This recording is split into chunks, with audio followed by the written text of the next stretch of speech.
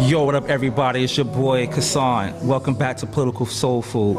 I got an amazing guest today, my boy Wayne. Wayne, thanks for coming, man. Thank you for inviting me. I really appreciate being here. Man, I knew Wayne for a very long time, and I asked myself, let me just tell you right now, I said, you know, who can I get on this show that can share something?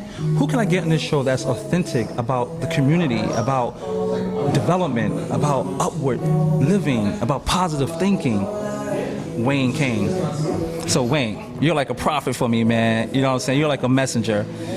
So I want you to share with the people here where you from, and give them a little, background story about that.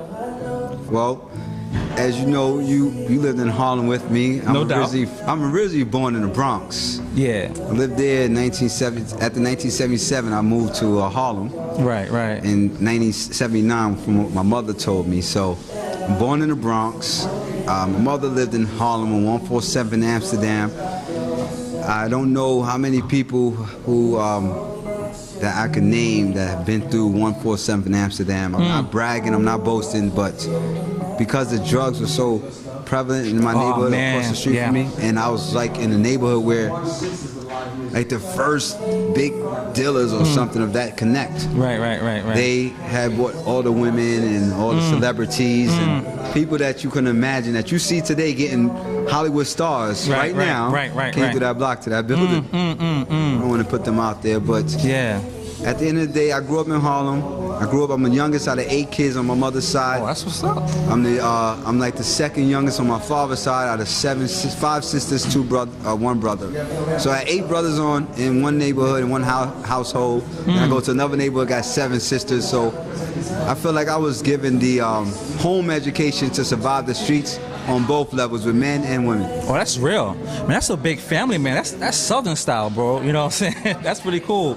So, all right, you grew up in Harlem, and you grew up during a time where it was real. I remember those days. I mean, 147, you got 141st, you got all sorts of blocks that are like, almost like Iraq, So, what got you through? Because, on the real tip, you're a pretty positive dude, and these streets got a lot of landmines. So, what was your thinking like coming up? What was the kind of stuff that your parents taught you, or the things that you kind of had inscribed in your heart? I believe it was mostly the fear they put inside of me. I know fear is false evidence appearing real, the acronyms of fear. At the same time, fear is a mechanism that keeps you safe. For the fact that if you look at your amygdala, the fear sensor is the most important sensor out of the emotions of happiness or sadness. Why? Is because fear stops you from getting hurt. Right. Like, for example, if I see fire and my body doesn't fear that it's going to burn me, most likely I'm going to put my hand in it and get burned. Right. At the same time, fear has also give you a chance to, what I would say, to navigate a little better. So I lived in constant fear growing up. At the same time, I had a neighborhood of friends and family members who were so close to me. That's why I feel like I never joined a gang. I feel like I had a big family, so I never needed a gang. And were you ever tempted to join a gang at any point? When anybody come at you like, yo, laugh. come get down with us, son? Conversations we laugh about, like some gang. Now we had I would say, I was fortunate. I had all my friends were 6 feet, 7 feet tall, 200 pounds bouncers. Okay, all right. They used to beat me up, which is fortunate too, because I got beat up by some big dudes. Right. I mean, I'm talking about beat ups like, they were stretched. Like one time, like all the young, like Salt, my friend, Cream, and I, we in the neighborhood. And we're like the little kids of the neighborhood, so the 13, 15-year-olds, and you got the 18-year-olds, but I'm talking about, these guys were football player linebackers, just hanging out. Comedians at that, always having jokes. Right. And at that time, when I was growing up even though I said the drugs was heavy in my neighborhood, but it's weird. I was like in an oasis of a block. 147 between Amsterdam and Convent. Okay. No drugs would touch that area. Right. Yeah. Especially Convent. Convent is a safe zone. Convent is your safe zone. Yeah, exactly. Throughout the entire time, during the 80s, during the 90s, people that's coming here to Harlem today think that Convent has changed. I'm telling you right now, Convent has always been the same. I know. I was walking through Convent today, man. I was just thinking that, like, no matter how much the guns were popping off, on Amsterdam and Broadway. Or St. Nicholas. St. Nicholas or Edgecombe. Never on Convent. You get the convent, you safe. Convent was like Wakanda, y'all.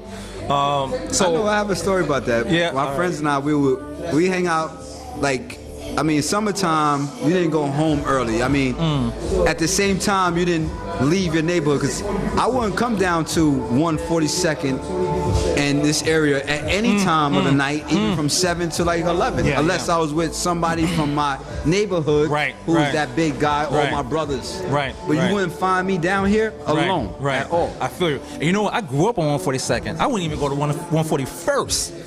Or 140th, because it was like a whole different like tribe, different state, and the cliques were just like, yo, what you doing over here? So I feel you on that. In the same time, we would like, that would be our walks to get off the block. So the walk was from Convent on 147th Street to 139th, 140th into City College, and we'd sit down and just politic there, looking at the stars, looking at the statues, talking about what we're going to be doing when we get older, when we have kids, or when we have a girl. What are you going to be doing? Those type of conversations. No doubt. Thinking about the future, about the meaning of life, you know. And speaking of which, I'm going to fast forward a little bit. Speaking about the future and the meaning of life, you made a very meaningful life out of your life. And I want to talk a little bit about that. And you're into real estate. Can you give us a little background about what you do, your business, your successful business? Thank you. Share a little bit about what you do and how you come to that sort of phase of your life. I like that. Well, I want to let you know Fortitude SCS. And the SCS, I want to state those clear, is Shane, Christian, and Summer. So Fortitude means patient courage. And what the theme of our company is that we are the strength and courage behind all real estate transactions. We have helped many people. We have helped renters, landlords, buyers and sellers close deals that seem impossible to many, not to Fortitude. So I just want you to know, I have that name Fortitude is more than just the company name for that moment. Right. It goes back and date back to my father telling me to have fortitude when you're trying to jump from tree to tree. You're trying to rush to be this and be that. Many people will tell you that I got the gift of gab. I'm very intelligent. I move. I'm always a mover. Right. And what happened to me is that I was the youngest. And when you're the youngest out of 8 brothers, you're the last to get anything. And I got that, the psychologist would say that young brother attitude, well, I got to be more louder and I got to be more out there because I didn't get any attention when I was younger, which is true. And I believe that helped me a lot. And at the same time, I was spoiled. Wow. I was spoiled because even though I had brothers who were saying they was toughing me up for giving the area, the environment, they really wanted me to be strong enough to get over to jail. I still remember the days when the conversation exactly when I go into the jail, what I should do and how I should do it. Those are my lessons. Wow. I remember when I was being put to sleep, because my mother worked 72-hour shifts, they blew smoke in my face. So Fortitude is patient courage being in. I knew that this time was going to come. And I remember my journey before I got to real estate. It was amazing because I remember I was a ticket scalper. Okay, wow. I'm talking about legit flying. When I see my friend now, he's traveling from the All-Star Weekend. That's me coming from All-Star Weekend. Wow. That's me in the Super Bowl. How'd you get into that? I got into it through my brother. Really? At 8 years old, he had me going out there getting them tickets. Really? And that helped, because you see how I could come into the space and just talk to people. It comes from that.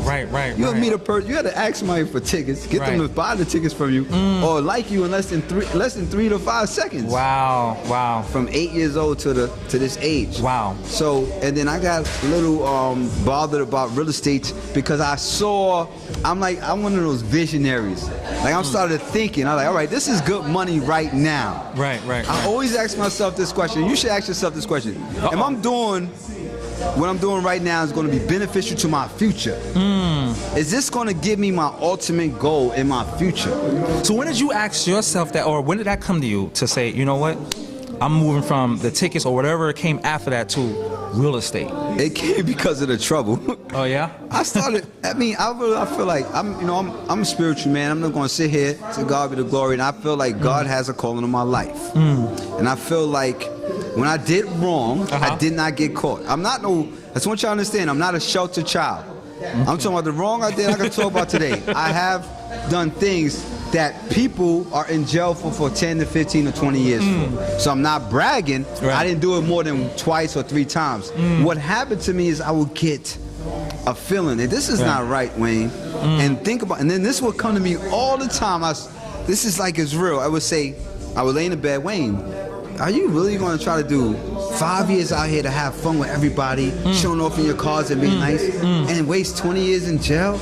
Or would you rather put in 20 years of hard work to have a lifetime of freedom? But how old were you when that happened for you? 18 years old?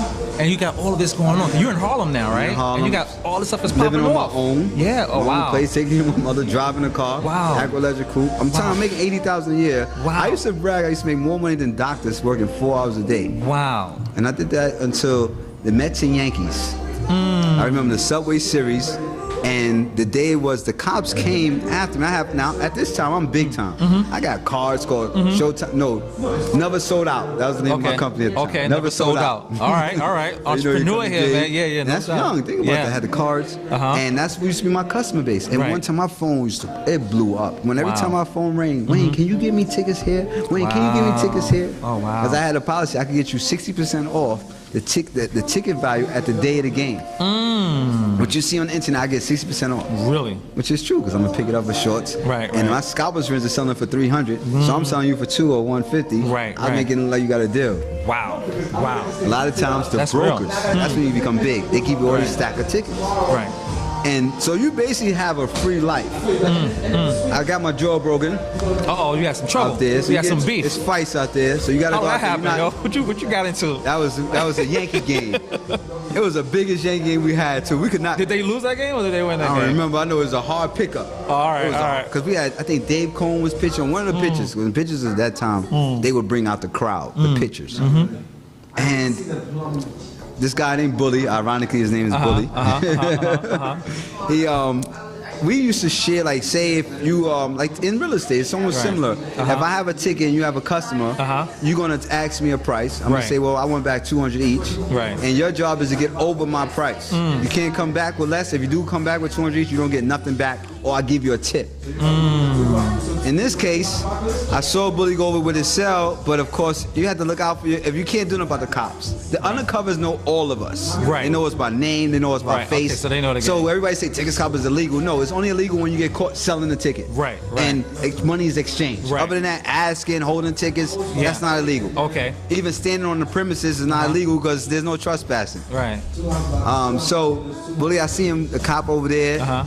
I said, oh, he got caught. Oh, they don't get my tickets. Oh, they don't take my tickets out. It's the hardest pickup ever. And I know tickets are worth $250 each. So he ended up coming back to me. And for some reason, he gave me, because I told him what I paid for it. I said, I paid $100 for them. He said, Wayne, I'm sorry, but they took a ticket, but here you $100. That is the weirdest thing that ever happens in scalping. You never give somebody back when you lose. You usually say, I took the loss. Right. So I called him, I was like, that's some bullcrap. So I went straight to the cop. I said, officer, man, what's up, man? You just got bullied. Did you take tickets from him? He said, no, I let him keep his tickets. He went that way.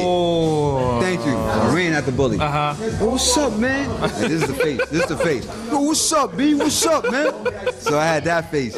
And I'm trying to do that grill face. He snuffed me. Oh, damn. And then I went back. He ran. I said, don't worry about Bully. We're going to see each other. I went to you got a clique. Everyone has a clique. So I went to my boys that was in my clique. I said, yo, you know, Bully just took my tickets, man. He gave me the money back. But he still took come on, 250 each. So we think about the 400. I lost 400. Forget, I got my 100 back. Now I got a broken, I didn't even know I had a broken jaw. Oh, damn. So Darryl says, yo, Wayne, something wrong with your teeth. It's like moving. That's why this is crooked. This is from the broken jaw. Everything was straight. So then, Bully. Yeah, so he hit me and he said, go get yourself checked out. So I went to Harlem Hospital. Oh, okay. 135. They said 135 in Lennox. The doctor said, yo, you got a broken jaw. I said, oh, so I got my car outside. Let me go put my car in the garage. I'll come right back. I got to stay in the hospital? He said, yeah. I mean, I was just that type of person. Broken jaw and all. Drove into the car. Went to the hospital, stayed there, took surgery. I was in there for 2 days. Wow. Came out. Now look at the thing though. Look at this. My brother even told me this. And even though he just passed away, John Murray, he told me this. He said, Wayne, you know you got all these brothers who could go after that person. And when we came to you, He told me this 5 years later. He said, when we came to you that moment, you told us, leave it alone. Now, why did I say that? Because I knew I wasn't supposed to be out there. Right. Even though I was out there. So here's that transition happened. You made a choice. That calling was coming. Right, I was being pushed. At the same time, I said, I knew that my life had value. And that's what is important. When you start feeling self-worth about yourself, you won't let the ignorance or anybody that doesn't feel self-worth about themselves bring you to their level. Right, that's good. You will actually look at that as a blessing sometimes and say, you know what?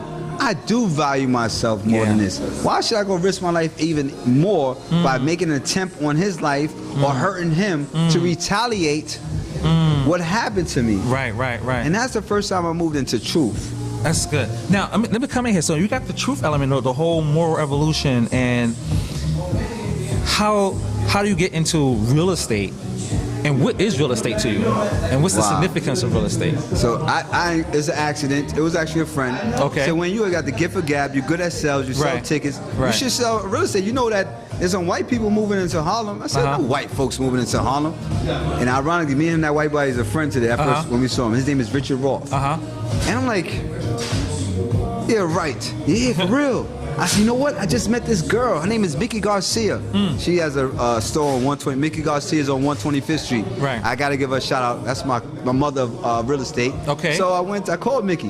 At one time, I was trying to date Mickey. Right. That's how I had her number. Right. I had her number because I was trying to take her out. Okay. A little business and a little pleasure. I'm in the streets. A little streets. down. Okay. So at the time, I still stopped selling.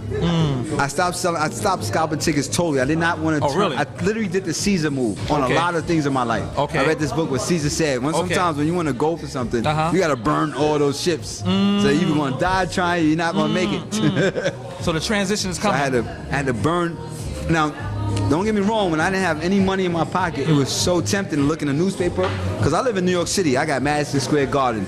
I had the Continental Arena. I got at the time Barclays Center was around. I got Shea concerts. Wow. At Madison Square Garden alone, you got concerts, basketball, hockey. You have work. Right. You had the Beacon Theater. Right. You have many spots. Yeah. For sure. I get you. So I had money. Temptation was there. It was there. But somehow Mickey, when I called her, I said, Mickey, look, I'm not trying to jump into, I'm tired of jumping in and out of stuff because I'm not liking it. Right. Allow me to just watch you for a couple of months. I'll do anything you ask for free, no payments. I just want to learn. Wow. She said, Wayne, no problem. Get dressed, meet me downstairs tomorrow. Wow. She took me, she just had me like in her space. It wasn't like she was lecturing me. She just showed me. When I was there, I saw her close a deal. Right. I saw her get an exclusive. Right. I saw her show a place. Then she said, Wayne, you're getting a little better at this. Go do a showing for me. Wow. But don't say anything because you're not licensed. I did that. Right. The first building was 118 West 118. Okay. 118. Okay. On between 7th and Lennox. Okay. Yeah, I know that area. Sold. Yeah. Really? So wow. That's a building. I was a part of that sale. And then I went to City College. Was this in the 90s or this is 2000s? all 2001. 2001. Okay. Right? Okay. And so like beginning of 2001. Yeah. And because Sub Receivers was 2000, right? Right. So, yeah, 2001. Okay. It's around time. Broke a jaw. I'm tired of this nonsense. And I got licensed at City College. As soon as I got licensed, I closed 6 deals.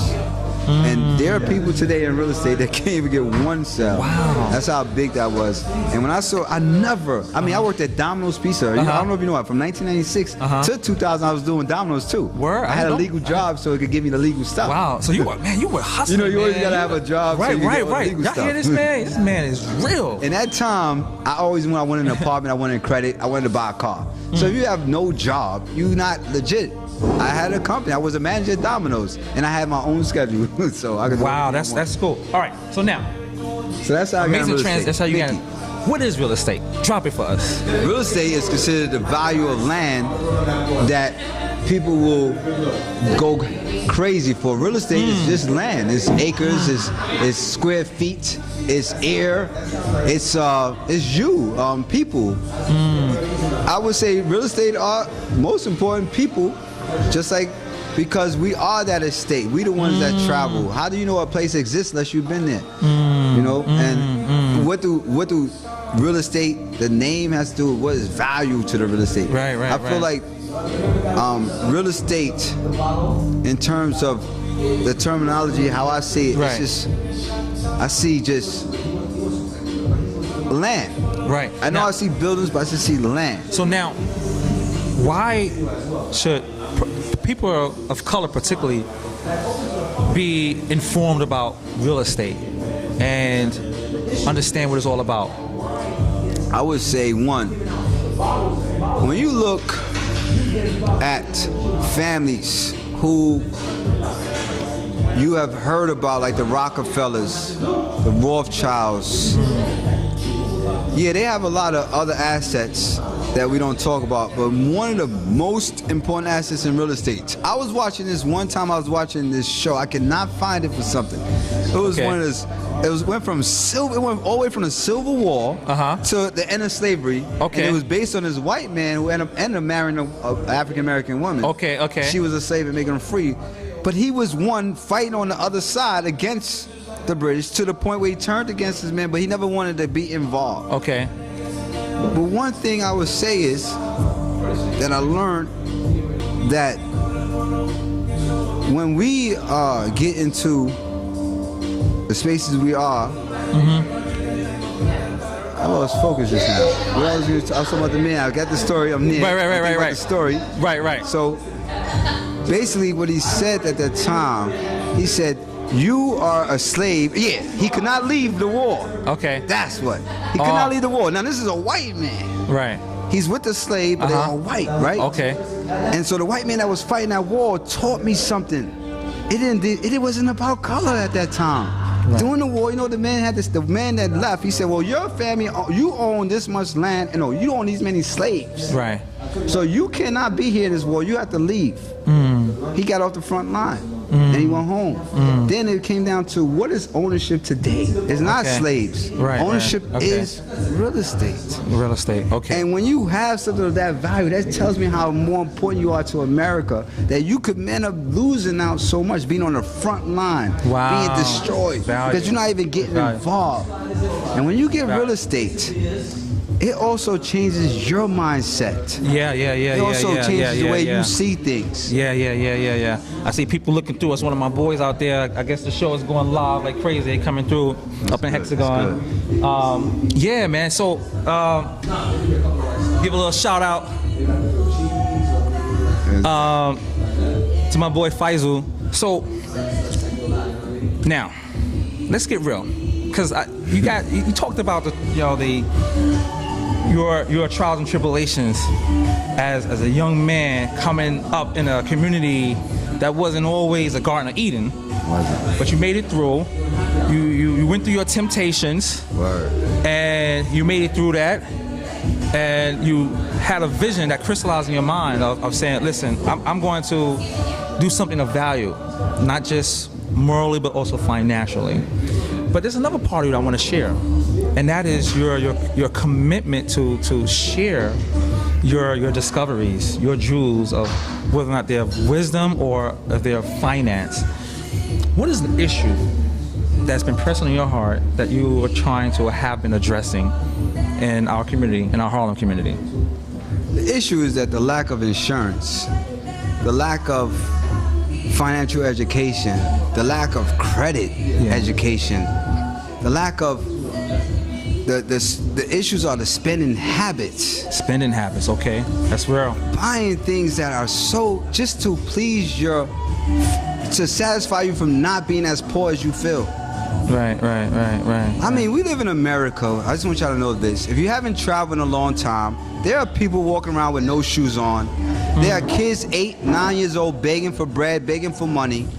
There are people working for 14-hour shifts, 30 days a week, 30 days a month, and they get paid $235, and they get paid in pesos $7,000. Right. And I watch every single one of those people, and I talk to them to come back home. When I was in Brazil in the favelas, there are people out there struggling. So when I'm around people in my office, and they talk about the city's setting us up, because with Section 8, they ain't taking Section 8, and they ain't doing this, they ain't doing that. I had to tell a lady today, I said, listen, I'm saying this in the most kindest way. How is they setting you up when there's people in other countries, and if you are in the same exact position as them, but their city, their country don't give them jack. I'm talking about the 8, the 9, and the 10-year-olds, and you in your 60s talking about the city ain't helping you. So the fact that they're not financially educated and that they're using this, we all had this question in school. Do we believe that Section 8 and welfare is good for our people? I wrote against it. I said no because it keeps you lazy. Do you believe free electricity is good? No. Why? Because if I got to stay home and play my video games all night and my mom's not going to tell me to turn it on because I'm not wasting electricity. Right. But that's a tricky one though too, because you know, some of these resources are all these resources are meant for American citizens, and most of the recipients for these resources, public resources like welfare or Section 8, they go predominantly to non-blacks, to whites. That is true. So I mean, some may caution sort of the stigmatism that it makes certain groups lazy because they are trying to get access to them, particularly when they're used to racially stereotype a group of people and a small portion of that people. Because for me, I grew up poor, but I didn't grow up lazy. We needed financial assistance, but I'm a hustler all the same at the same time. But there may be others who may have lost out on that willpower, but they don't represent all of us like me or you. True. So I mean I hear what you're saying too, but some people use that argument for themselves, particularly people who want to come after blacks for partaking in the spoils of American security. So I don't want to give them a pass on that. The numbers in America, we got to look at it just straight. Numbers don't lie, and I'm not 100% on these numbers, so don't quote me on exact details. But I know that there's at least 400 million Americans, 400 million of us in America. Right. Now there's only 18% African Americans. All right. Yeah, that means like it's impossible. 13%. When there's 60% of most people on welfare are Americans, it's impossible for us to be the 60. Right. So that already numbers are live. Right. The other masses are on. Simple as that. Right. Now look, as the difference though, there are people who are taking advantage of the system. Right. There are people that are using the system for their benefit, me. There are people that are fighting the system, not me. And there's people working for the system, not me. Most of the whites that's on the assistance, they have husbands, they have family that do certain things called income building. At the same time, there are Jewish women on. Oh, for sure. While their husbands make six figures. Some people make six figures. 100,000 a year. And I call those people. I'm using the system for my benefit. So I get what you're saying. So I think what's really key is the economic. Right. They was depending on the system. Right. And complaining about it. Okay. That is wrong. Okay, I see what you're saying. I like that. So, in short, we need to understand how to get it to work for us, and not let it stop you, right? You're a real testimony on that. So, all right. So we're gonna have to come to the final jewel. All right. I think we're gonna have to do a part 2. I already told you it was gonna be on. I already told you he's gonna bring it today, y'all. So before we go, what I would like to do is get you to share maybe 3 tips, right? This is political soul food. I want some food for the soul, politically or economically. Can you share 3 tips before we end this show, this episode? We're gonna have to do a part 2. I hate to go because we can go all night, but my boy. I got something for you. Yeah. First tip is, like I said, fear. It's a false evidence appearing real. When you're an adult, eliminate your fears. 2, fears.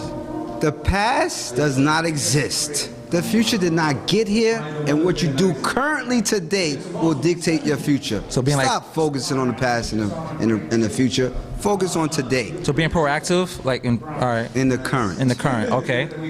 And I would say this: high school or middle school? Just show truth to people. Stop complaining about what happens to you. Try to feel sorry for the people that do you wrong, and try to see where you could have done better.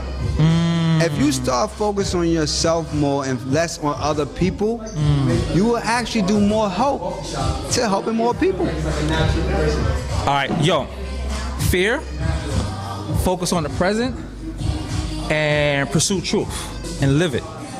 Yo, make sure y'all get that. Now, we're gonna put some info for people to follow up on you, right? So, you want to give a shout out to a website or? I want to give a shout out to a lot of people. One, Abdul Atin, he's my partner. We have an office at 318 East 149. He's the tax king. I'm the real estate mogul. I'm in the Bronx right now, but I want you to know I have listings in Manhattan at 50 West 112th Street, a whole building, 54 units. I have 3 buildings at 323, 327, 329 Edgecombe Avenue. I have a house on 1365, a house at 41147th Street. I just sold in Brooklyn, so I'm not just in Harlem. I'm in the Bronx, I'm in Brooklyn, all right? I've done deals that was impossible. I've done deals that closed over the appraisal rates. I've done deals that would not, I had a deal just recently, $499. Price is selling for $550, and I'm not with Douglas Elliman anymore. I used to work with Douglas Elliman for 10 years. I learned a lot under those people, and I'm still friends with them. I went with Halstead, you know, they showed me a little bit about that. I could do this myself. And now I'm here by myself with a team of people with Anthony. I want to give my shout out to my boy Anthony Persia. He's doing the same exact thing I did with Mickey. Oh yeah? Doing with me. Like an apprenticeship. Got Shayla. Okay. Shayla's stepping up from the neighborhood. This girl's from Harlem. She's street. And a lot of people would not be able to deal with her, but because we come from that neighborhood, we can have fortitude, which is patient courage for a person. Yes. And a lot of owners out there have patience, B. There's people on the corner that do not speak correctly, that do not know certain things. Give them the chance. They come from a neighborhood where they didn't have to have a certain type of coup or political speech. They can speak well. Trust that their heart and their actions is the key area results to what you want, man. Don't give up on a person from the hood when he's trying.